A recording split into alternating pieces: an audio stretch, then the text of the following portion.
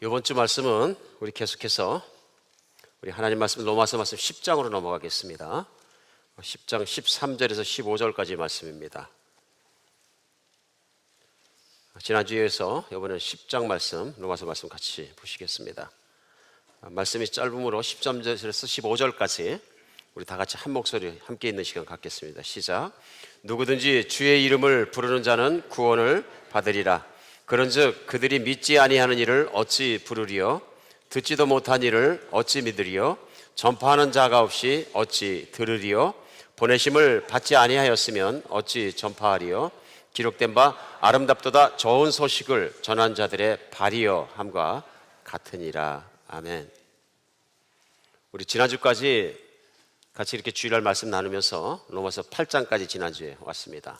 8장 마지막까지 와서 우리 아주 중요한 사실을 다시 한번 서로 확인했습니다. 그것이 뭐냐 하면은 바로 우리가 하나님의 자녀가 되었다. 그리고 하나님의 자녀가 얼마나 귀중한 것인지, 또 얼마나 많은 것이 내 안에 이루어지고 있는 것인지 하는 나의 존재에 대해서 다시 한번 그리스도 예수를 통해서 배우는 시간을 가졌습니다.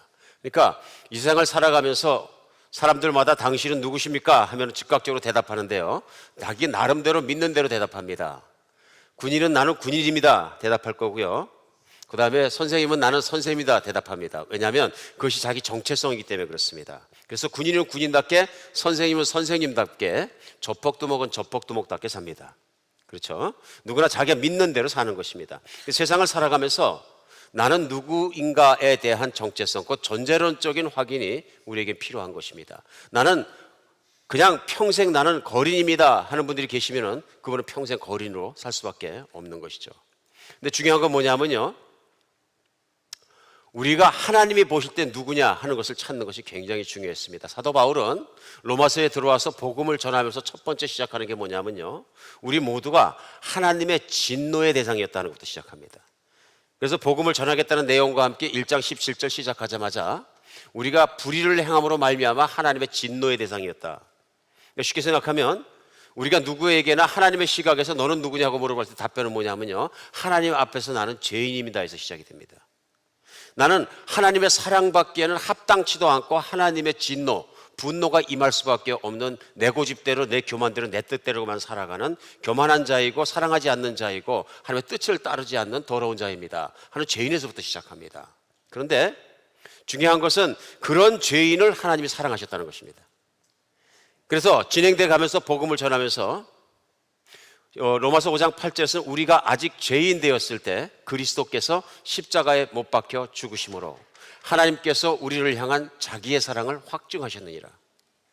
그러니까 그 말씀은 뭐냐면요, 아직 내가 죄인일 때 하나님이 나를 불러주시어서 정말로 그리스도를 믿게 하신 것도 은혜지만 그 이전에 예수께서 이 땅에 오셔서 인간의 죄를 없게 하시고 십자가에 못 박혀 죽으신 은혜가 크다 하는 얘기입니다.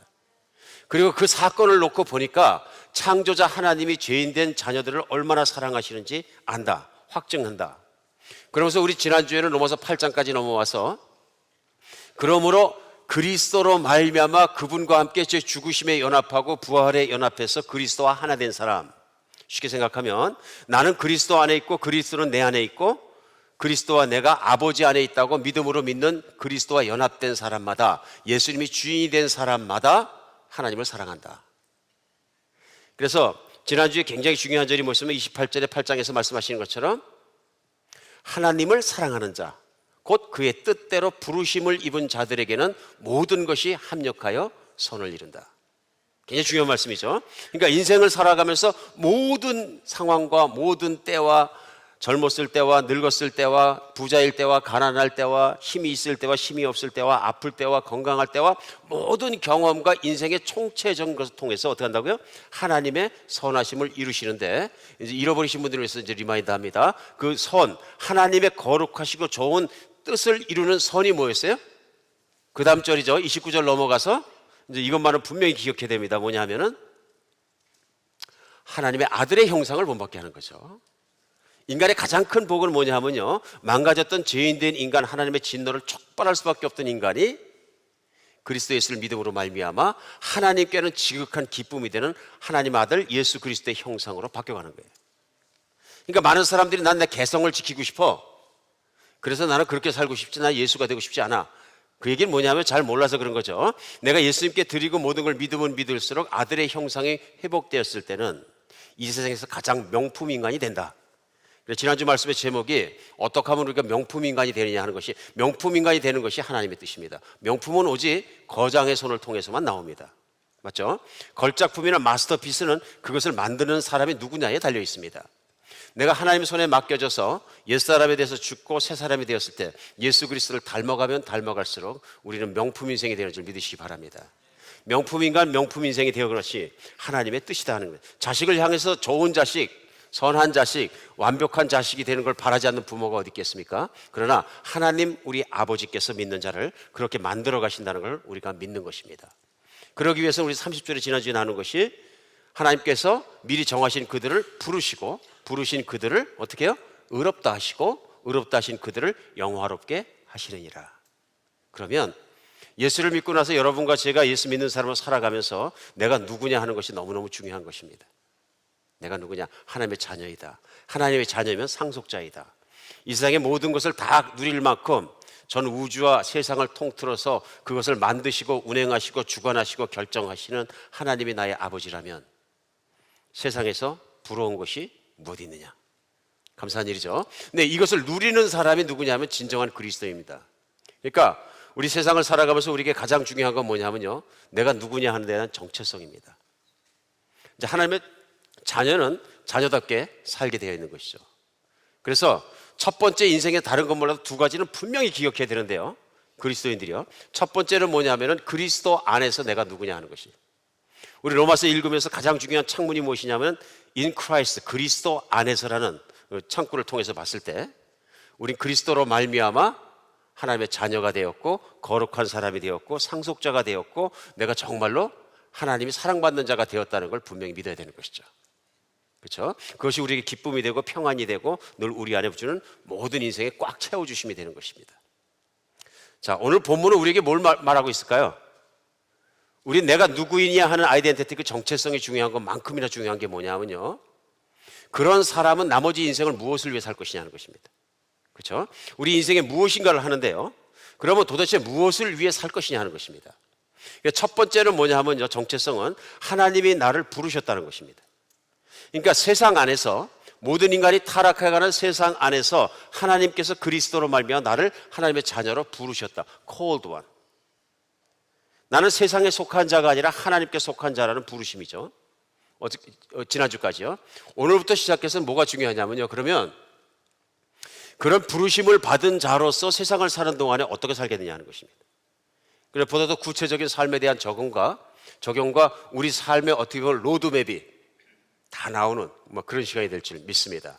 오늘 본문 말씀은 우리 10장에서 처음 시작하면서 중요한 것 중에 중요한 것을 합니다. 사람은 인생을 살아가면서 목적을 가지고 살아야 된다. 사람을 인생을 살아가면서 건강하고 분명한 성경적인 목표를 가지고 살아야 된다 하는 것을 우리에게 가르쳐 줍니다. 이번 주가 인디펜던스 데이, 독립기념일이 있는 주간인데요, 미국이 영국으로부터 독립한 건 참 좋은 일입니다. 그러니까 많은 사람에게 자유가 끼쳐지고 얼마나 좋은 일입니까? 또 더 좋은 건 뭐냐면 놀아서 좋은 일이고요. 저 개인적으로 좋았던 건 제 평생에 불꽃놀이를 가장 가까이 봐서 좋았습니다. 우리 예수생명 목장에 초청을 받아서 우리 김용희 형제님 가정에 가서 몇몇 성도님들과 함께 같이 저녁을 맛있게 먹고 불꽃놀이를 보자 그래서 어딜 갈라 그랬더니 마당에서 보자 그래서 그 집 마당이 그렇게 좋은 데인지 몰랐어요. 내년에 전교인 나가서 했으면 좋겠어요. 그 불꽃놀이 쏘는 그 불꽃의 그 재가 얼굴에 떨어지는 것 같았어요. 뒤로 누워야지 보여요. 바로 머리 위에서 쏘는 거죠. 너무 좋았습니다. 미국을 생각하게 합니다. 그러니까 미국을 보면은 자유 때문에, 미국이 독립이 되고 그다음부터 자유를 표방하고, 미국 그러면 자유잖아요. 자유의 여신상, 무조건 자유인데, 자, 그런 미국으로 많이 이민 오는 사람마다 무엇을 가지고 왔느냐면요, 한 가지 단어를 붙잡고 왔어요. 뭐죠? 아메리칸 드림. 미국 가면 잘 살 수 있다. 미국의 이민사를 보면요, 동양 사람들, 특히 한국 사람이나 중국 사람들은 1960년대 20세기부터 이민이 시작됐습니다. 그 이전에는 유럽 러시가 계속 됐었죠. 마지막으로 들어왔던 사람들이 막 이태리 사람들 이런 분들은 1900년대 초반에는 1년에 100만 명씩 밀려 들어올 정도로 러시가 있었고 그를 따라 천주교도 많이 들어오긴 했습니다만 계속 개신교가 끌고 갔습니다만 어쨌든 미국은 그런 아메리칸 드림을 가진 사람들이 찾아오는 것입니다. 근데 독립기념일을 즈음해가지고 미국에 있는 유명한 신문 USA 투데이에서 과연 아메리칸 드림이라는 게 구체적으로 무엇이냐 한번 이걸 클래리파이 시켜보자. 그래서 여론조사를 했어요. 그래서 우리가 이해하기 쉽게끔 이들이 어떻게 조사를 했냐면요, 아메리칸 드림을 이루기 위해서는 연간 수입이 얼마여야 되느냐, 훨씬 더 구체적인 거죠.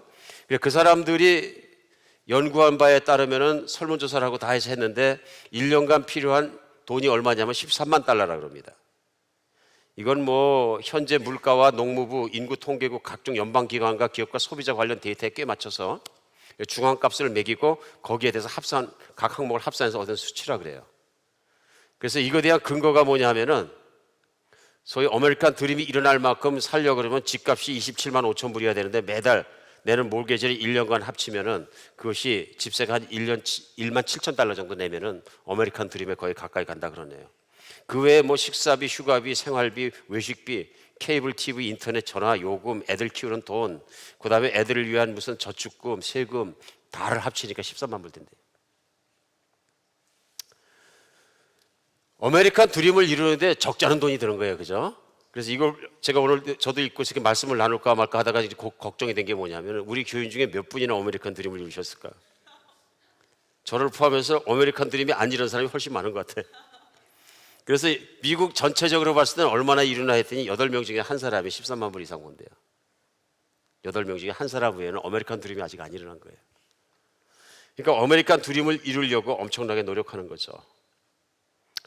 사람들은 왜 이렇게 아메리칸 드림을 이루려고 모든 노력을 다하느냐 하는 것을 연구해 보니까 그것을 연구한 코넬 대학교의 그 토머스 허쇼 박사가 이런 발표를 했어요. 아메리칸 드림은 이들의 꿈이 재정적인 안전에 있기 때문에 그렇다. 돈을 많이 벌어서 삶을 안정시키는 안전에, 두 번째는 다음 세대가 자신의 세대보다는 더 나은 삶을 살기를 희망한다. 그런 얘기입니다. 어떻게 보면 참 소박한 소망이죠. 나보다는 다음 세대가 잘 살아야 되기 때문에 우리 이민자들에게는 이게 피부에 확 와닿습니다. 우리 많은 사람들이 미국 갔을 때 왜 왔냐 그러면 교육과 아이들이 좀 더 좋은 기회를 주고 잘 살기 위해서 미국 온 것은 사실입니다. 그러니까 자기가 싫어하던 좋아하던 세상에 있는 조류가 무엇이냐면은 미국에 온 이유는 나와 자녀들이 좀 더 나은 삶을 살기 위해서 구체적으로 이렇게 뭐 13만 불을 벌어야 되겠다고 연수익을 벌어야 되겠다고 세운 적은 없지만 막연하나마 아메리칸 드림을 가지고 와서 산다 하는 얘기입니다. 이제 문제는 뭐냐면요, 이것이 인생의 끝까지 목표가 될 것이냐, 인생에 내가 이것이 목적이 될 것이냐 하는 것입니다. 근데 지난주까지 말씀 나눈 대로 예수 그리스도를 믿고 하나님의 자녀가 된 사람은 더 이상은 아메리칸 드림이 되어서는 안 된다. 그러니까 그럼 유세 목사님, 예수를 믿는 사람은 그러면 돈을 벌면 안 된다는 얘기입니까? 그런 얘기 아니죠. 여기서 드림이란 얘기는 뭐냐면요, 가장 강력하게 원하는 소원이에요. 여러 가지 소원이 있을 수 있지만, 근데 내가 안정적인 재정적으로 살아가고 자녀가 나보다 잘 되는 것이 내 인생에 가장 강력하게 원하는 소원이 돼서는 안 된다 그런 얘기입니다. 이해하시겠죠? 그러면 도대체 무엇을 위해 살아야 된다는 얘기입니까? 그것이 오늘 본문이 가르쳐 주시는 거예요. 우리가 예수를 믿고 나면 반드시 우리 안에 강력한 소망이 생겨야 됩니다. 나는 이것을 위해 살고 이것을 위해 죽어야 되겠다. 그렇죠? 근데 그것이 분명하게 없다면 또 무슨 얘기가 되냐면요, 인생을 허망하게 사는 거예요. 그리스도인인데 인생에 소망이 없고 목표가 없다 그러면은 그것만큼 또 황당한 일이 없는 겁니다. 내가 하나님의 자녀가 됐다는 건 분명히 아는데 자녀로서 무엇을 내가 목적을 두고 살아야 되겠지 모르겠다 그러면 문제가 심각한 거죠. 자, 그러면 우리가 지난주까지 말씀으로 생각했을 때 인생에서 우리 가장 소망해야 될 것은 무엇입니까? 반대로 얘기하겠습니다. 하나님이 나의 인생을 통해서 가장 원하는 것은 무엇입니까? 쉽죠? 지난주에 배웠습니다. 아들의 형상을 담는 거예요. 그러면 예수님이 이 땅에 계시면서 복음서 4가지를 다 훑어서 봤을 때 가장 중요하게 자기 생명을 바쳐 추구하신 게 뭡니까? 아시죠? 아버지의 뜻을 따라하는 거예요. 그러니까 빌립보스 2장에 말씀하신 대로 예수님이 아버지의 뜻을 따라 순종하되 십자가에 죽기까지 순종하셨으므로 아버지께서 그걸 기뻐하셔가지고 3일 만에 부활시키고 승천케 하시고 모든 권세를 다 아들에게, 예수님에게 주셨다. 그러므로 예수님에게 모든 권세가 있으면 이 땅과 미래와 현재와 우주계와 영계와 물질계 모든 걸 포함해서 모든 것에 대한 권한은 누구 손에 있느냐? 예수님 손에 있다. 왕 중에 왕이시다. 근데 그런 모든 영광 중에 올라가신 이유가 뭐냐면 죽기까지 순종하셨기 때문에 붙어 있어요. 그러니까 예수님 인생의 최고의 목적은 뭐냐면요, 물론 여러분과 저를 구하는 것도 포함되어 있지만은 그것보다 중요한 건 뭐냐? 아버지의 뜻이 무엇이냐 해서 아버지의 뜻을 이루어지는 삶을 사는 거예요. 내 뜻대로 마옵시고 누구 뜻대로요? 아버지의 뜻대로 하시옵소서. 그러면 인생이 달라지는 거죠. 그렇죠? 우리가 예수를 닮아갈 때, 우리 인생에 지금까지 살아갈 때는 이제 나의 소원과 나의 뜻이 아니라 아버지의 뜻이 일어나는 그것을 위해 살아가면은 인생의 목표는 똑바로 맞춰진 것입니다.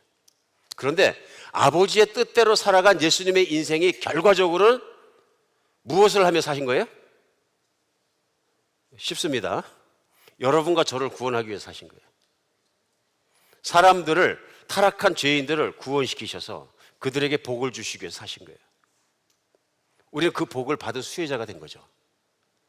그래, 예수님이 없으셨으면 이런 복을 받지 못했는데 예수님이 계셨으니까 이런 복을 받은 거죠. 그러니까 인생 중에 최고로 좋은 일이 뭐냐면 바로 하나님의 부르심 가운데 살아가는 것이죠. 그래서 예수님은 제자들을 가르치실 때요, 우리 새벽마다 요한복음 같이 복음서를 같이 말씀을 나누고 있습니다만은 예수님이 한 번도 건물을 한 군데 져놓고 우리가 지금 교회하는 것처럼 이렇게 사신 적이 없어요. 우리는 너무 노멀하게 이것이 정상이다. 그러니까 내 평생에 교회를 50년 다녔어도 50년 동안 아무 데도 안 가고 교회만 집만 왔다 갔다 하면 정상이다 생각하실지 모르지만, 죄송하지만 우리가 복음서를 보면 볼수록 예수님은 그렇게 사신 적이 없어요. 제자들도 그렇게 산 적이 없어요. 어떻게 살았을까요? 늘 고을과 고을, 마을과 마을, 도시와 도시를 다니시면서 계속 사역을 하셨어요. 무슨 사역? 천국 복음을 전하는 일을 하셨어요. 그러면서 그 일이 다 끝나시고 부활하시고 나서도 제자들 보고 뭐라고 했어요? Do not stop, continue to do what I did. 나하고 너희가 했던 것을 계속하라가 뭐냐면 바로 우리가 얘기하는 대사명이에요. 그러므로 너희는 가서 모든 족속에게 복음을 전하고 그들을 침례를 주고 가르친 걸 또 지키게 하고, 너희들도 돌아다니면서 그렇게 나처럼 전도하는 것뿐만 아니라 다른 사람도 그렇게 하게 하라. 마가복음 16장 말씀 뭐예요? 15절에요. 너희는 온 천하를 다니며 만민에게 복음을 전파하라. 뭘 전파해요? 이 좋은 소식을 전파하는 자가 되라. 사명을 주신 거죠. 예수님이 아버지의 뜻을 따라 이 땅에 와서 그 모든 사명을 위해서 천국 복음을 늘 전하면서 사신 것처럼 제자들이 예수님이 내가 한 일을 너희들도 해 하고 얘기하면 뭐라 그래요? 그렇지, 우리 밥 먹고 일어나면 천국 복음 전하는 거지. 그러니까 어디 안전했지? 그러면 A마을 갔었으니까 C마을 안전했네. 그럼 C마을로 가는 거죠. 이해하시겠습니까? 이게 단순합니다. 인생이 뭐냐면 나는 천국 복음을 전하는 자입니다. 이 세상에서 천국 복음을 전하는 것처럼 좋은 일은 없습니다. 아메리칸 드림을 추구하는 것도 뭐 좋은 일이겠지만 이제 예수님을 알고 나면 그보다 훨씬 좋은 일이 있는 거죠. 우리는 아메리칸 드림을 추구하지 않아도 마음속으로 배부른 건 왜 그렇습니까? 상속자기 때문에 그런 거죠. 세상을 만드시고 모든 걸 운행하시는 그분이 내 아버지가 되셨다는 게 분명히 마음으로 믿어지면 내가 아버지의 사명을 이루고 그 길을 따라가기 위해서는 배가 좀 불러도 좋고 좀 고파도 괜찮아. 왜요? 우리가 몇 주 전에 말씀대로 해피엔딩을 내가 믿는 겁니다. 이게 우리 안에서 분명히 믿는 거거든요. 언젠가는 배가 부른 정도가 아니라 먹기 싫어서 먹고 내 평생을 뿐만 아니라 내 영원히 살아가는 그 삶이 내 앞에 있다는 것이 보증되고 확증되었기 때문에 거기 매달리지 않는 거죠. 이제는 그 대신에 아버지의 뜻과 그분의 나라를 따라서 살아가다 보니까 뭐라고 약속하시다 보면은 복음을 전하는 자는 복음으로 말미암아 살리라. 아버지께서 너를 먹고 살게 하시리라. 그래서 13만 불뿐 아니라 30만 불씩 매년 멀게도 해주실 수 있다 없다? 있다. 그러나 그것이 그리스도인들의 목표는 아니다 하는 얘기입니다. 오늘 본문이 우리에게 가르쳐주는 중요한 건 뭐냐면요, 바로 여러분과 제가 예수 믿는 모든 사람이 복 있는 일을 하기 원합니다. 그 복 있는 일이 뭐냐면 내가 전해야, 내가 복음을 전해야, 내 안에 있는 예수를 전해야 세상에 복을 받는 것이에요. 복을 받는 것이죠. 우리 새벽기도 때는 잠깐 나눴었습니다만은 제가 본 어떤 실화 다큐멘터리 중에 하나, 영화 중에 하나가 뭐냐면 월남전 때 그때 처음으로다가 이 헬리콥터 부대가 나옵니다. 이 헬리콥터 부대 특징이 뭐냐면 그전에는 안 그랬는데 지금 얘기하는 최고의 이제 그 강력한 군인들을 다 태워가지고 공수부대들을 태운 거죠. 그래갖고 적진이 있으면 적진 가운데 갖다 탁 랜딩해갖고 거기서부터 전쟁을 시작하는 거예요. 적들을 놀래게 하는 거죠. 최초로 그 헬리콥터 부대장 된 사람의 스토리가 나옵니다. 이 사람이 그래 자기 부대원들을 열심히 훈련시켜가지고 헬리콥터 부대를 이끌고 들어가서 베트공들이 가득 있는 그 중심에 가서 칵 랜딩해가지고 거기서부터 전쟁을 하는데요. 그 화면이 이리 참혹하게 말할 수가 없어요. 그러니까 수많은 젊은이들이 죽는 거예요. 거기서 참 미국 군인들 많이 죽었어요, 그죠? 막 죽는 거예요. 근데 문제는 뭐냐 하면은 하루에도 수많은 젊은이들이 죽는데 그 전사통보가 즉시 날아가는 거예요. 그러니까 국방성에서 전사통보를 전보로 보내주는데 그들이 살던 데가 같이 훈련받고 살고 했던 베이스가 기지가 같이 사는데 가족들이 몰려 사는 거예요. 그리고 그 가족들이 몰려 사는 데는 그들을 이끌고 나간 부대장도 거기 있고 부대원들도 장교, 사병들 다 같이 사는 거예요. 근데 전보 통지서가 오니까 사망 통지서가 오니까 우편 배달부가 그걸 전합니다. 그 며칠 그 사망 통지서를 받고 나니까 사람들이 눈치를 채기 시작했어요. 우편 배달부가 오면 나쁜 것이다. 그러니까 사람들이 문을 쳐다보고 있다 자매들이 긴장하는 게 뭐냐면 우편 배달부가 오는 집은 나쁜 집이야. 우체통에다 집어넣으면 좋은 건데 우체통에 안 있고 집에 와서 노크를 하면 배를 울리면 엄청나게 나쁜 일이에요. 그러니까 자기 집에 배를 울리면 털썩주저물 앉아버려요. 그러니까 우편 배달부 욕도 먹고 막 그러니까 나중에 우편 배달하신 사람이 부대장 부인한테 와서 나 이거 못하겠습니다. 하루에도 수십 통씩을 날려야 되는데 그러니까 부대장 부인이 얘기합니다. 자기 남편도 전쟁하고 있지만 자기 부하들의 가족들이니까 사망 통지서 이제 저한테 다 가지고 오세요. 그렇게 얘기하고 그 다음날 보니까 이만큼을 갖다 놓은 거예요. 그러니까 이 자매가 눈물을 머금고 한 집 한 집 가면서 그걸 전합니다. 그 다음부터는 자기 부대장 부인이 오면은 내 남편이 죽었구나 아는 거예요. 그러니까 전보고 뭐고 끼고 오는데 받지도 않고 그냥 펄썩 주저물 앉아버리는 거예요. 그럼 그 가족을 끌어안고 같이 울면서 위로하고 그렇게 하는 계속되는 영화의 끝이 보입니다. 얼마나 인간들이 힘들게 살아가는 모습이 나오는 거죠. 지금 여러분과 제가 살아가는 인생에서 하는 일은 반대입니다. 반대. 죽음의 통지서를 주는 게 아니라 생명의 통지서를 주는 거예요. 그렇죠? 이 세상에 최고로 기쁜 일이에요. 진짜 기쁜 일이에요. 그러니까 13만 불의 아메리칸 드림이 문제가 아니다 그런 얘기죠. 이게 실제인 거죠. 이 세상에서 제일 돈 많은 사람도 부러워할 만한 일이다. 얼마 전에 스티브 잡스라는 저희가 아이패드, 아이폰을 씁니다만은 그분이 세상에서 50여 년 살아가면서 많은 사람들에게 유익을 끼쳤다 그럽니다. 유익을 끼치다 보니까 돈 많이 벌었죠. 이 세상에서 제일 돈 많이 번 사람 중에 하나입니다. 그렇죠? 빌 게이츠도 그렇고. 그러니까 사람들에게 필요한 것을 주면 돈이 생기게 돼 있습니다. 부자가 되려면 간단합니다. 사람들의 필요한 걸 채워주면 돈은 벌립니다. 근데 최고 필요한 게 뭡니까? 생명이에요. 그러니까 누군가에게 부자가 되기 원한다 그러면 스티브 잡스에게 살아있을 때 가갖고 내가 당신의 생명을 10년간 영장을 개런티하고 시켜줄게. 얼마 줬을까요? 내가 버는 돈 다 당신 거예요. 우리 회사 주식 다 줄게. 맞습니까? 자기 전 재산을 내고도 하루도 인간은 연장을 못 하는 거예요. 얼마 전에 한국의 제일 부자 되는 분이 세계적으로 유명한 대기업에 있는 분이 막 이제 70 조금 넘으셨는데 병이 걸리셔갖고 혼수 상태에 빠지시고 산다 돌아가신다 절체 위기에 빠진 적이 있습니다. 그러니까 그때 가만히 생각해 보면 돈 많은 건 뭐 할 거예요? 아메리칸 드림이 이뤄서 내가 13만 불이든 15만 불이든 30만 불이든 한 달에 수입되면 뭐 할 겁니까? 그렇죠? 그건 인생의 목표가 될 수가 없는 거예요. 목표가 될 수가 없는 거예요. 안타깝게도 우리는 그런 목표를 가지고 끊임없이 살 때가 많습니다만 이제는 예수 믿는 사람들은 생명 전하는 사람으로 살아야 된다. 내 안에 있는 생명, 하나님의 자녀가 된 생명이 얼마나 중요합니까? 그 생명 전하는 사람으로 살기를 오늘 본문은 말씀하시는 거예요. 그리고 이 복음을 진짜로 깨달은 사람마다, 진짜로 가지고 있는 사람마다 자기 가슴 속에 이걸 전하고 싶은 마음이 불처럼 활활 타올라서 견디지 못한다. 그리고 책임감도 강하게 느끼게 된다.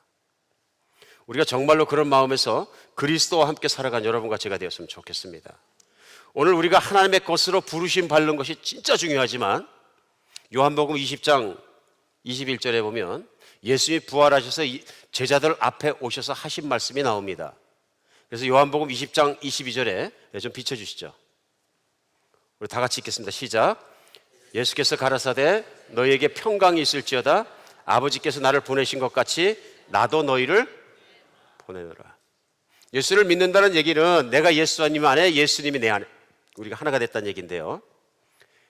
그렇기 때문에 same mission, 예수님이 이 땅에 가지고 계신 동일한 미션을 누구에게 주시냐? 믿는 사람에게 주신 거예요.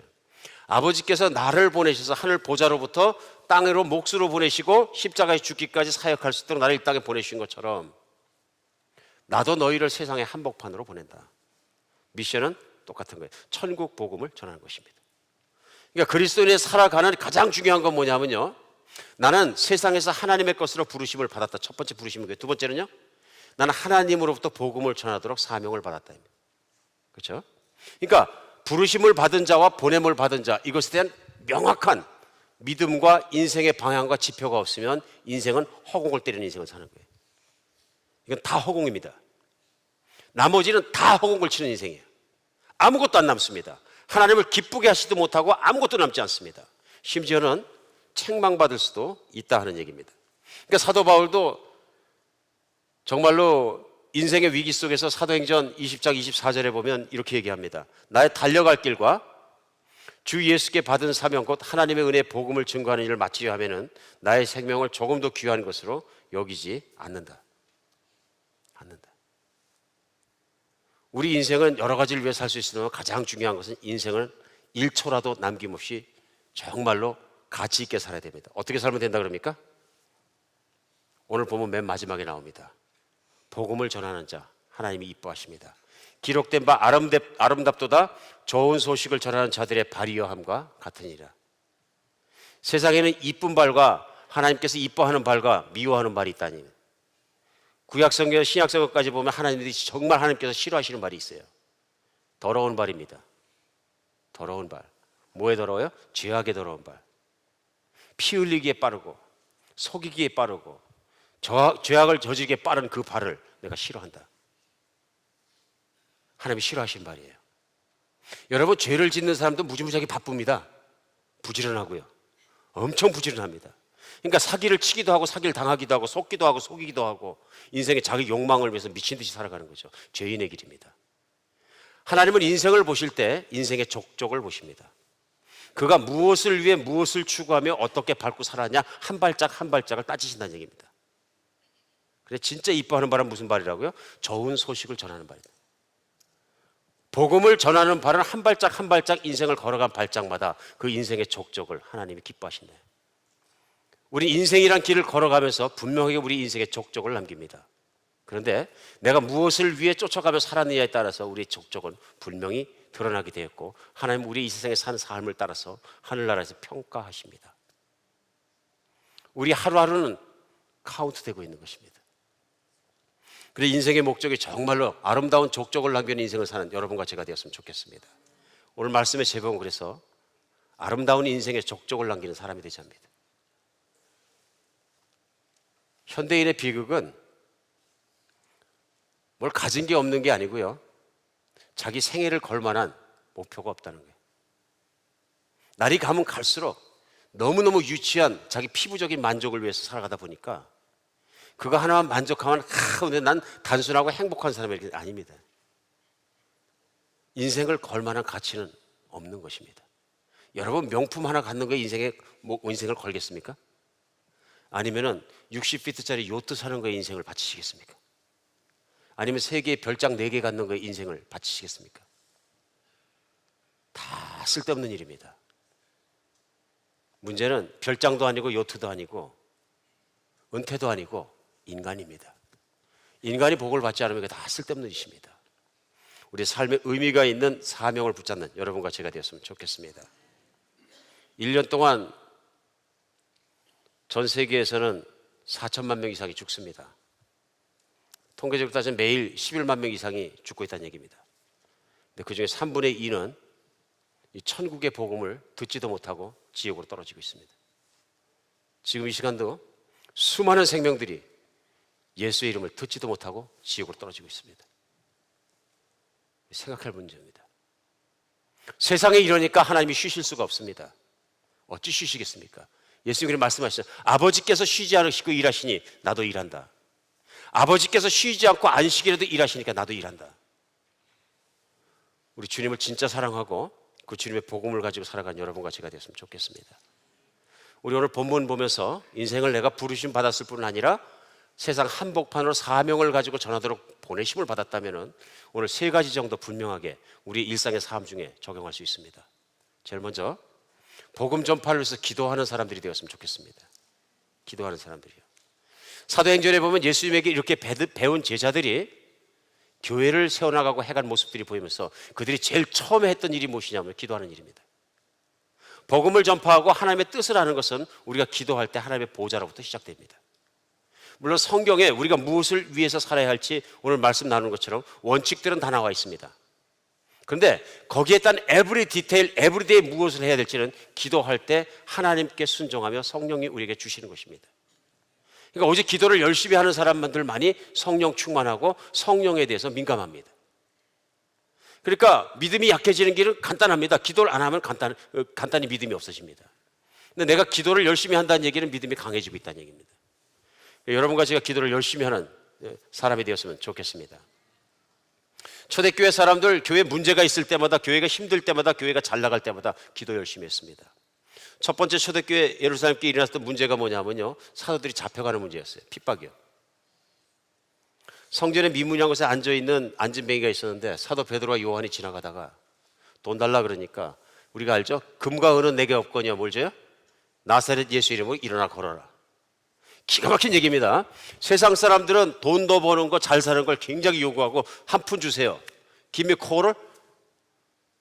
얼마나 멋지냐. 금과 은은 내게 없거니와 내가 그보다 훨씬 좋은 걸 주겠다. 나사렛 예수의 이름으로 일어나 걸어라. 왜요? 그분은 생명을 주시기도 하고 뺏기도 하시고 몸을 낫게도 하시는 능력이 있는 그 능력을 우리에게 줄 줄 믿으니까 예수의 이름으로 네가 일어나 걸어라. 뻘떡 일어나 그래. 그가 일어나 걷기도 하고 뛰기도 하고 춤을 추기도 하고 그러니까 세상에 난리가 난 거예요. 하나님의 능력이 보인 거예요. 요동이 일어나니까 사도들을 잡아갑니다. 그러니까 바로 50일 전에 예수님을 잡아 죽였던 그 제사장과 그 재판관들 앞에서 떳떳하게 얘기합니다. 우리가 보고 들은 것을 말하지 않을 수 없다. 그래서 디베이트 일어났다가 논쟁이 일어났다 안 되겠으니까 풀어줍니다. 그래서 사도 베드로와 요한이 와서 회중에 교회 보고하는 얘기를 듣고 온 교회가 일어나서 기도하기 시작합니다. 그 내용이 사도행전 4장 29절로 31절에 나와 있습니다. 오늘 읽어드리겠습니다. 그들 기도 내용이 이겁니다. 주여 이제도 그들의 위협함을 굽어보시고 또 종들로 하여금 담대히 하나님 말씀을 전하게 하여 주시오며 손을 내밀어 병을 낫게 하시옵고 표적과 기사가 거룩한 종 예수의 이름으로 이루어지게 하옵소서 하더라. 빌기를 다하며 모인 곳에 진동하더니 무리가 다 성령이 충만하여 담대히 하나님 말씀을 전하니라. 기도하는 거예요. 온 교회가 기도하는 거예요. 첫 번째 뭐예요? 주여, 주의 종들이, 복음을 전하는 주의 종들이 담대하게 하여 주시옵소서. 아무리 핍박이 있어도 위협이 있어도 비난이 있어도 무엇이 있어도 굴복하지 않고 담대하게 자신 있게 복음을 복음답게 전하게 하여 주시옵소서. 그렇죠? 자기 믿음에 확신이 있으면 확신 있는 것만큼 전할 수 있습니다. 근데 확신이라는 게 언제 오냐면요, 성령 충만할 때 옵니다. 누군가 그러더라고요. 설교를 이렇게 듣고 나서 목사님 설교는 들으니까 확신이 없어져요. 어떤 분은 그러더라고요. 목사님 설교를 듣고 나면 마음속에 확신이 생깁니다. 그게 어디서 오는 거예요? 자기 마음 안에서 이루어지는 거예요. 내가 믿음에 확신이 있으면 확신 있는 대로 전하고 저는 그대로 사는 것이고요. 내가 확신이 없으면 확신 없는 태도와 확신 없는 삶이 나오는 거죠. 오늘 담대함이라는 게 얼마나 중요한지 모릅니다. 근데 이것이 무엇을 통해서 오는 거예요? 기도를 통해서 하나님이 주시는 거예요. 그러니까 하나님의 일꾼마다 진짜로 열심히 기도해 줘야 되는 게 뭐냐면 그 사람들이 일어나야 또 복음을 전하죠. 여러분과 제가 하나님의 일꾼들을 위해서 기도하는 여러분과 제가 되었으면 좋겠습니다. 교회 사역자와 목회자를 위해서 기도해 주시기 바랍니다. 복음을 잃어버리지 않도록, 두려워하지 않도록 담대해야 합니다. 복음을 전하는 사람은 담대해야 합니다. 세상이 비난하고 세상이 난리를 치는데 담대 안 하면 되겠습니까? 담대한 믿음을 위해서 기도하시기 바랍니다. 그리고 오늘 그 사도행전에 나와 있는 것처럼 하나님 능력을 주시옵소서. 그 능력이 뭐냐 하면요, 손을 내밀어 병이 낫게 하시고 그 다음에 표적과 기사를 주시옵소서. 누구의 이름으로? 예수 그리스도의 이름으로. 사역자들이 믿음이 강해져서 일어나게 하여 주시옵소서. 우리 교회 각 사역자들을 위해 기도하시길 다시 한번 간절히 제가 말씀드립니다. 그리고 목자님들을 위해서 기도해 주십시오. 우리 교회에서 최전방에서 일하는 분들은 목자님들이에요. 삶의 현장 속에서 복음 전하며 복음 전하서들은 몇 가정들 섬기면서 그들에게 복음 전하고 있기 때문에 굉장히 중요한 포지션에 있어요. 그래서 전쟁터로 따지면은 소총 들고 올라가는 가장 최전방에 있는 분들이 누구냐면 목자님들이에요. 그러니까 이 마귀가 공격할 때 이 목자님들을 가장 많이 공격하겠죠. 근데 제일 먼저 공격할 때 뭐냐, 믿음을 뺏어가면 소심해지는 거예요. 사명감에 불이 타고 담대해지는 것이 아니라 자꾸 소심하게 뺏어버리는 거예요. 그 소심함이 어디서 오냐면 인간적인 연약함에서 옵니다. 인간적인 연약함. 인간은 사람들의 판단, 정죄 뭐 이런 거에 대해 굉장히 의식하고 약해집니다. 반대로 격려를 받으면 굉장히 힘이 나옵니다. 그런데 최전방에서 일하다 보면은 이게 격려받고 힘을 받을 것보다는 자꾸 디스코리지 받을 일이 생기는 거예요. 거기다 개인적으로 취약한 부분들이 다 있습니다. 인간이기 때문에. 그 부분을 마귀가 막 쑤셔대면요 삐딱해지기까지 하는 거예요. 그러면 그럴수록 어떻게 해야 돼요? 교회에서 기도해 줘야 합니다. 일어나게 기도해 줘야 됩니다. 단기 선교팀을 위해서 기도하시기 바랍니다. 선교의 최전방에 나가는 사람들 그냥 나가면 안 됩니다. 갑옷을 입혀줘야 돼. 기도로 옷을 입혀줘야 됩니다. 오늘 우리 밖에 나가면은 단기 선교팀을 위해서 릴레이 기도한다고 붙여놨는데요. 오늘 2부 예배 나오신 분들 한 분도 빠짐없이 다 자기 이름을 거기다 올려주셨으면 좋겠어요. 내가 기도할 때마다 내 이름이 천국에서 기록되는 것을 믿으셔야 합니다. 왜냐하면 내가 선교를 하고 전도를 하고 사역을 하는 내가 동참자가 되고 동역자가 되기 때문에 그렇습니다. 저희 딸아이가 에머리병원 연구소에서 일하는데요. 질 쫄병이죠. 대학 막 졸업하고 들어왔으니까. 그 유수한 닥터들이 쫙 있고. 그러면 이제 에이즈 걸린 사람들을 위해서 뭘 연구하나 봐요. 저는 뭐 디테일은 모르지만 하루는 들어와서 자랑하는 거예요. 왜 그랬더니 유명한 우리 보스가 유명하기 때문에 유명한 학계의 질을 내는데 거기 자기 이름도 들어갔대. 야 축하한다. 너 뭐 했냐 그랬더니 쓰레기통 치웠어. 자기 이름이 거기 딱 들어가 있으니까 사람들이 볼 때 그거 알겠어요? 쓰레기통을 치웠는지 뭐 했는지. 같이 했다. 중요한 거죠. 우리 하나님 나라 안에 늘 동역하는 여러분과 제가 되었으면 좋겠습니다. 새벽에 기도하시기 바랍니다. 여러분, 새벽 기도 처음에 시작하면 다 머리 조금 아파요. 육체가 힘들다 그러니까 이걸 견디다 보면 축복받는 새벽 체질로 바뀌는 줄 믿으시기 바랍니다. 강요하는 거 아닙니다. 그러나 좋습니다. 정말 좋습니다. 마음이 깨끗해지고 하루가 깨끗해지고 정말 좋습니다. 하나님 앞에 기도로 시작하고 하나님 앞에 같이 나가는 여러분과 제가 됐으면 좋겠습니다. 오늘 뭐 푹푹 부담 가는 말씀을 한다고 그렇게 느끼시는 분 계실지 모르지만 사명을 받았으면 충분히 할 수 있는 일입니다. 또 가장 쉬운 일 중에 하나가 뭐냐면 하나님과 기도하는 일입니다. 같이 기도하며 하나님 나라를 이뤄가는 여러분과 제가 됐으면 좋겠습니다. 두 번째, 이 사명의 사람으로 마지막 시대 복음을 전하며 살아가는 사람으로 우리 적용할 수 있는 두 번째는요, 복음을 전파하는 가정교회를 열심히 세우는 사람들이었으면 좋겠습니다. 가정교회를. 이 가정교회가 왜 이렇게 중요하냐면요, 우리는 삶의 현장 속에서 부르심을 받았기 때문에 그렇습니다. 삶의 현장에서요. 그래서 신약 성경에 나와 있는 고린도 교회는 에베소 교회는 어떤 교회든 간에 본질적으로 다 가정교회입니다. 복음이 전해지고 믿는 사람이 생기고 하속들이 생기고 교인들이 생기면 모여서 예배를 드렸는데요, 오늘날 우리처럼 교회를 짓고 뭐 사람들이 모이고 이렇게 산 게 아니고요, 각 가정에 믿음 있는 리더가 하나 생겼을 때 교회가 저절로 생기는 것입니다. 교회는 본질적으로 가정교회입니다. 제가 입버릇처럼 말씀드리는 것처럼 한비전 교회는 교회를 키우기 위해서 목장하는 거 아니고요, 어느 교회인가 교회가 잘 다스려지고 잘 운영되니까 목장한다는 식으로 그런 컨셉의 목장은 아닙니다. 그러나 분명한 가지 있습니다. 복음이 있으면 목장은 반드시 있어야 된다. 내 마음에 콜링이 끓고 있는데 전도 안 하면 안 되잖아요. 전도해서 한 사람 믿는 사람이 믿을까 말까 하고 있는데 그러면 도와드려야 되는데 도와드림이 뭐냐면 섬김이고요. 그 섬김이 가정교회를 저절로 생기는 거예요. 이건 자연 발생적으로 하고 싶은 마음이 생기고 사명의 길을 살아가는 거죠. 이 세상에서 마지막 시대를 살아가면서 가장 할 만한 일이 뭐냐면요, 목자예요. 가정교회 목자 하는 일이에요. 복 중에 복이에요. 지금부터 인용합니다. 1분간은 표적 설계입니다. 놀라시네.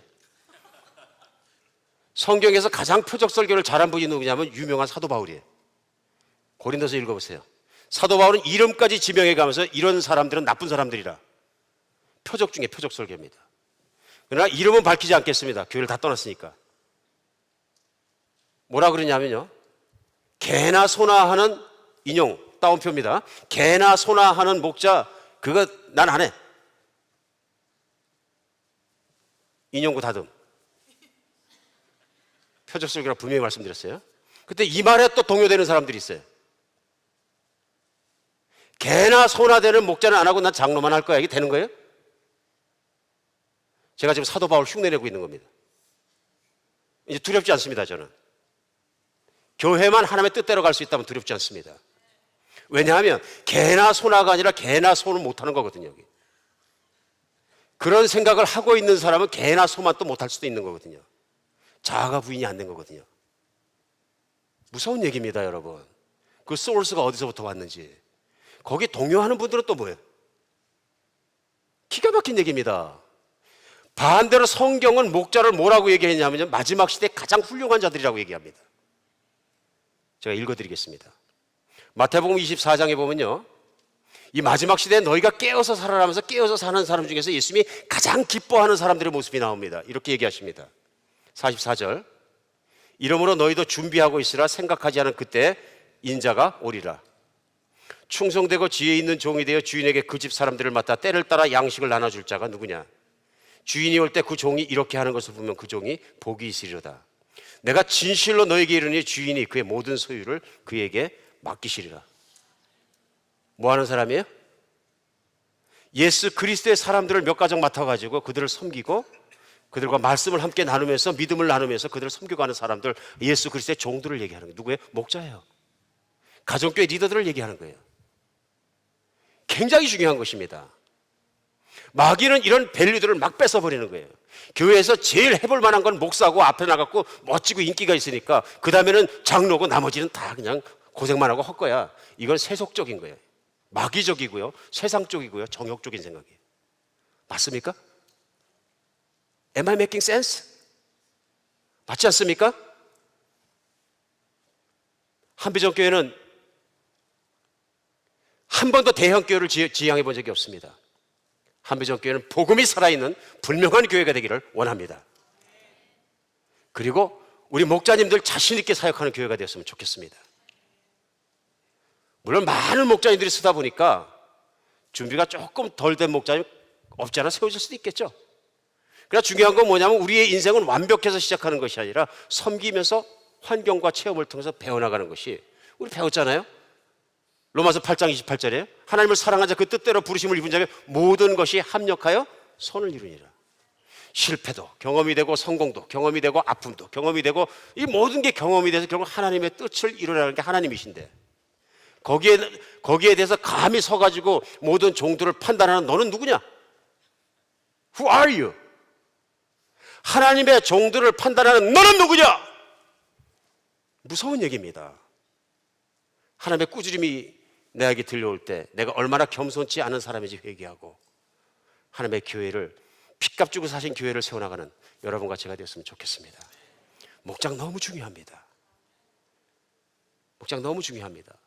목자님 하시는 일 격려해드리고 같이 참여하고 자리만 채워도 힘이 나고 같이 한번 기도하고 우리 주변에 있는 사람들 전도합시다.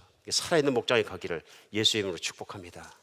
아름다운 인생의 족적을 남기는 사람들입니다. 목원도 훌륭한 것입니다. 더 겸손한 것이고요. 우리 기도해야 되고요. 가정교회를 열심히 세워야 되고요. 마지막으로 세 번째는요, 복음이 듣지 못한 곳은, 복음이 전해지지 않은 곳에 나가야 됩니다. 예수님이 이렇게 전하시고 그렇게 전하셨는데도 세상에 복음을 듣지 못한 미전도 종족은 여전히 남아 있습니다. 수없이 남아 있습니다. 수없이 남아 있습니다. 그리고 선교사만 나가라 그런 것이 아니라 우리 모두를 부르셨습니다. 어떤 분 제가 자꾸 선교 얘기하니까 저한테 직접 말씀하신 적이 있어서 제가 양해를 드렸어요. 그래서 그분 말씀이 목사님 다 선교 나가면 여기서 누가 교회예요? 그러더니 제가 오늘 답변을 말씀드리겠습니다. 여러분 다 선교 나가시면 하나님이 저를 천국으로 떠가셔도 할렐루야.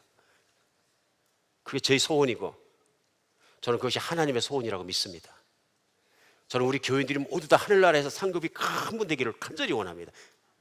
하나님이 제 마음을 아시거니와 제 가장 중심에 있는 가장 불타는 소원은 것이 하나님 우리 교인들이 전부 하늘나라에서 믿음으로 유명하고 상 많이 받고 하나님의 것을 다 맡은 자 되게 해주십시오. 예수님 옆에 앉아서 세계를 다스리는 사람들이 되게 해주십시오. 영광 중에 영광이죠. 교인이 다 나가면요 진심입니다. 우리 다 나가야 됩니다. 다 나갔으면 좋겠어요. 다 나가는 그 길을 준비하겠습니다. 그렇게 안 하니까 지금도 세계 곳곳에 믿어진 종족이 예수 이름을 듣지도 못한 사람이 남아있는 거죠. 지난 수요 예배도 잠깐 나눴습니다만은 제가 이번 주에 우리 한 목자님의 주선함으로 아주 좋은 분을 만났어요. 우리가 뭐 좋은 일이니까 이건 뭐 말씀을 나누면 괜찮을 것 같아서 그냥 나누겠습니다. 우리 그 CBMC라고 Connecting Business and Marketplace to the Christ 해서 그 그리스도인들의 실업인 단체로서 평신도들이 활동하면서 한국에 있는 실업인들과 미주 지역에 있는 각 도시 실업인들이 모여서 복음을 전하는 단체가 있습니다. 거기 한국에서 회장하시는 분을 회장님을 갖다 이렇게 모셔서 같이 식사할 대화할 기회가 있었습니다. 그분 대화하다 처음에 이렇게 인사를 하고 뵀는데 저보다 약간 형님이신 것 같았어요. 한 60, 한 초반 정도 이렇게 느껴졌거든요. 근데 조금 대화가 진행되면서 보니까 연세가 꽤 되신 것 같아요. 근데 보기엔 너무 건강해 보이고 얼굴도 정말로 번쩍번쩍 하시고 광채가 나시더라고요. 그래서 대화 도중에 제가 알게 됐습니다. 이분이 61살이 넘으셔서 선교라는 사명에 대해서 눈을 뜨기 시작했고 방글라데시를 처음 가셨는데 거기에서 생각지도 못하게 하나님의 은혜로 교회를 시작하게 되고 그 교회가 커지고 지금 또 목회자가 현지 목회자가 밥도 못 먹고 살았었는데 이제 대형 목회를 하게 되고 방글라데시 가장 큰 교회를 1200석이 있는 교회를 하게 될 뿐만 아니라 여러 군데 교회가 생겨서 3만 5천 명 이상의 교인이 생겼습니다. 그럼 대관절 이분이 연세가 몇 살이라는 얘기인가 생각하다 보니까 이제 연세가 밝혀졌는데 1937년생이라고 하시는 거예요. 그럼 만 77세입니까? 78세예요 한국 나이로. 우리 아버지 부친 그 세대쯤 되시는 분인데 열정이나 책이나 모든 면에서 제가 정말 고개를 숙여 할 정도로 활력이 있고 그러면서 뭐냐 지금도 운동합니다. 사역하기 위해서. 그래서 그분의 안에 있는 그런 열정이 왜 생겼는가 사역하는 과정에서 제가 생각을 해보니까 이런 간증을 하시는 거예요. 한번 벵글라데시에서 집회를 하는데 수많은 사람들이 왔습니다. 그래서 거기에서 당신께서도 말씀을 전할 기회가 있어서 3중 통역으로 통역을 하는데 저도 해봤지만 3중 4중 통역 때문에요 말씀을 거의 전할 수가 없습니다. 속 시원하게 한국말로 이렇게 하니까 제가 자신 있게 막 전하는 거죠. 막 통역하느라고도 정신이 없으니까요. 한 20분쯤 하고 나니까 지치셨겠죠. 힘드시더래요. 그래서 이게 아니고 치유하는 기도를 처음 해봐야 되겠다. 그리고서는 아픈 사람 앞으로 나오세요. 그러니까 아무도 안 나오더래.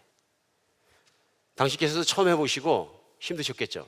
기다리는데 세 사람이 나오더래. 그래 보니까 세 사람이 한 사람인데 한 사람은 들리고 양쪽에서 어깨를 들고 나오더래. 보니까 못 걷는 사람이에요. 데리고 나오는데 가슴이 덜컹하더래요. 무슨 눈에 안 보이는 거 암이나 그런 거 있으면 그냥 믿을지어다 하면 될 텐데 이게 못 걸어다니는 사람이 나왔고 눈에 확 보이니까 그래는 뭐냐 그냥 믿음으로다가 나왔기를 기도했대. 나사렛 예수 이름으로 걸어라. 그러니까 못 걷더래. 다시 한번 나사렛 예수 이름으로 걸어라. 그랬더니 못 걷더래. 몇 번을 하고 나니까 힘이 빠지는 거죠. 이게 역시 안 되나 보다. 마지막까지 해봐야 되는데 7번째 나사렛 예수님을 걸어라 일어서라 하니까 뻘떡 일어나더래요. 그때 옆에 계시던 분이 단상에 계시던 분이 걸으라 그러세요. 걸으라 그러세요. 그때 한 발 더 나가신 거죠. 나사렛 예수 이름으로 일어나 걸어라. 그러니까 바로 오면서 걷기 시작하더래요. 그 회중이 기도로 낫는다는 사실 자체에 전혀 안 믿고 있던 방글라데시 사람들이 그날 그 광경을 보면서 그 다음날 집회에는 몸 치료받으러 기도받을 분 나오세요. 그러니까 방글라데시는 병원 한 번도 못 가면 거의 대다수거든요. 다 아픕니다. 병이 없는 사람이 없어요. 몇백 명이 우르르 뛰어나서 임시 강대생이 확 무너져 버렸대. 그래 이제는 초대교회가 일어났으니까 너나 장단 위에 있던 분들은 할 것 없이 그냥 무조건 붙잡고 기도합시다 했더니 무조건 붙잡고 기도하니까 사람들이 막 낫는 놀라운 역사가 일어났대. 초대교회가 일어나 버렸대. 좀 평신도 사역자 얘기입니다. 경험 없었던 분 얘기입니다. 성령은 하신다. 저는 한비전교회 교인이 다 이렇게 됐으면 좋겠습니다. 제 안에 소원이 생겼어요.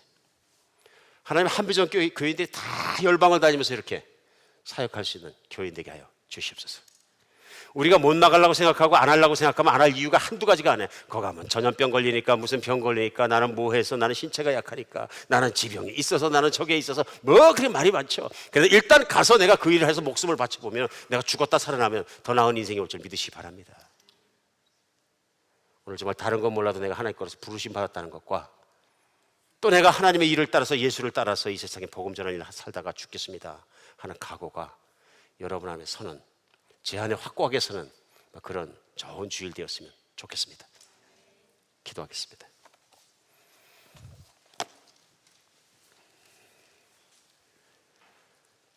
예, 하나님 아버지,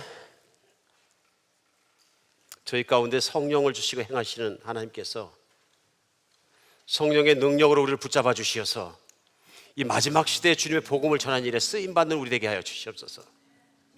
아버지, 우리가 정말로 다른 사람에게 이 좋은 복음을 전파하는 전파자가 되게 하시고, 전도하는 사람이 되게 하시고, 기도하는 사람이 되게 하시고, 열방까지라도 나가는 사람이 되게 하여 주시옵소서. 우리가 한 덩어리 돼서 예수 그리스도 오시는 날짜를 기다리며 정말로 그 일들을 감당할 수 있는 사명이 있는 인생 살게 하여 주시옵소서. 세상에서 정말로 흔들흔들하지 않고 세상의 욕망을 쫓아가지 않고 이제 분명히 붙잡은 소망과 분명히 붙잡은 사명 붙잡고 살게 하여 주시옵소서. 그리스도 예수 이름으로 기도합니다.